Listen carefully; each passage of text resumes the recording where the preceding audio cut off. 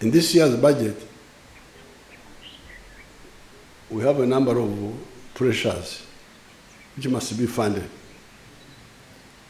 There's Afcon, this football group. Our young people, even me, I'm a footballer, but from 1966, I have forgotten about football. I am always on the Africa. But I used to be a footballer. But the young people like football. And when this Afcon comes, it will bring a lot of people here. We may earn more money from people who come than the money we are spending on Afcon.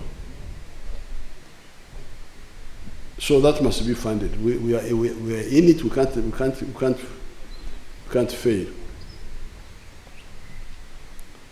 Then we have got scientific innovations. Kira Motors, they will tell you the details. It's a big hit now in Africa. People have ordered vehicles, they want them now. Our people drove Kira Motors from here up to South Africa and came back. Oh, it has become a hot potato. We can't let down ourselves. There's coffee in Tungamo. That young man there has done a wonderful job.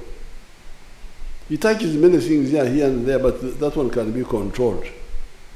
But the core thing is that adding value to coffee, our coffee will earn $25 to $40 per kilo instead of the present $2.5 per kilo. This one we cannot waste time. And then there are some of our young people who have discovered some drugs, health drugs. Magora, there's a boy called Sefka who has discovered medicine for diabetes and cancer. So this must be funded.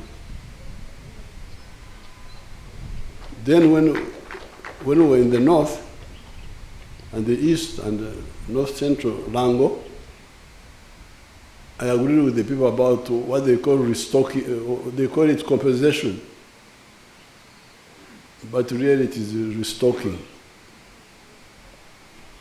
The people accepted my view, which was, instead of giving money to lawyers who are stealing the money, why don't you give cows or money to families in stages? And they agreed. They are very happy, very expectant. So that must be funded. To what Shariao?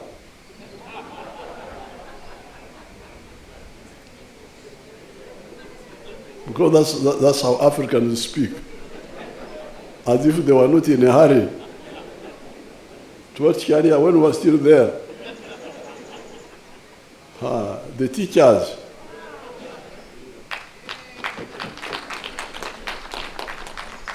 and the security people say, members of parliament are getting a lot of money. We must also get. I've been persuading them many times, you wait. But now it is becoming a problem now. So this time, even this time, I wanted to say Mlinde Ko, but many of my people said, no, it will destabilize the country. So I said, okay, Katugende, let's move. Katonda Jari. God is there. So, because of those pressures, I want you to be aware that we have to be very strict. The good thing is that some of these are one time off. Afcon one time off. Like when we funded NAM, we funded NAM and upgraded Munyonyo. Now Munyonyo is there forever. And the NAM expenditure is not annual. It was just a one time. So Afcon expenditure is one time. The science expenditures, most of them are one time. They are not recurrent. The only recurrent are the salaries of our people. So therefore, if we focus properly, we can actually do the crucial ones. So therefore, this is the budget I want you to support, so that we move. But where we are going, I would want us to really see how to eventually get out of these debts. Because if our GDP now is 68 billion, if we are collecting 25% of this as tax, we would be getting something like 62 trillion in tax. And if we are not paying the debt of 32 trillion, we would actually have a surplus. You can calculate the mathematics. We can have a surplus, but because of not listening to privatization, we end up with all this wastage, 14 trillion interest. I want to thank all of you for the wonderful work you did during the recent elections. This victory was a victory for all of us, for everybody who participated. This issue of budgeting is not easy, because people really get confused. That's why you find that some individuals are not able to manage in life, because they are not able to prioritize among priorities. The strategy of how you budget is very crucial. Now, because of those mistakes, we started getting into crisis. By 2005, plus other mistakes, like when the Mugisha Muntu and others blocked my plan of Bujagari. I had negotiated a very good agreement for Bujagari. They blocked it in Parliament. So we didn't have enough electricity. The only electricity we had was the one we had repaired of Owen Falls Dam. The economy was growing, electricity was not growing, electricity supply.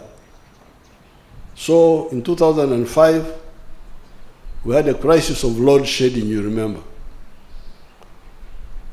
This time I called Parliament in the Statistics House and also Cabinet. Say, please now, I demand that we prioritize the roads and electricity. And the reason I did that was because, and I would want to persuade all of you, that whatever you do, can you identify the factors, the core factors that primarily cause the economy to grow? As I was telling some people a little while ago, there are four things. First of all, peace in the country. Maybe 5. First of all, peace in the country. You must have peace in the country. So that's why we always prioritize the army. Even if we don't have enough money, let's fund the army to be able to defend us.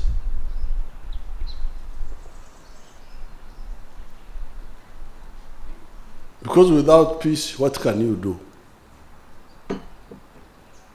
Secondly, the policy of wealth creation. The third one are the wealth creators. Who are the wealth creators? The ones who expand the wealth of the country. It is first of all the farmers who grow crops, rear livestock. Secondly, the manufacturers. And thirdly, the hotel people, some sections of services.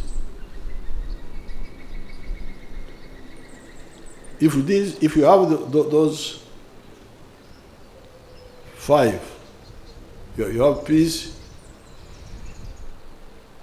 you have policy,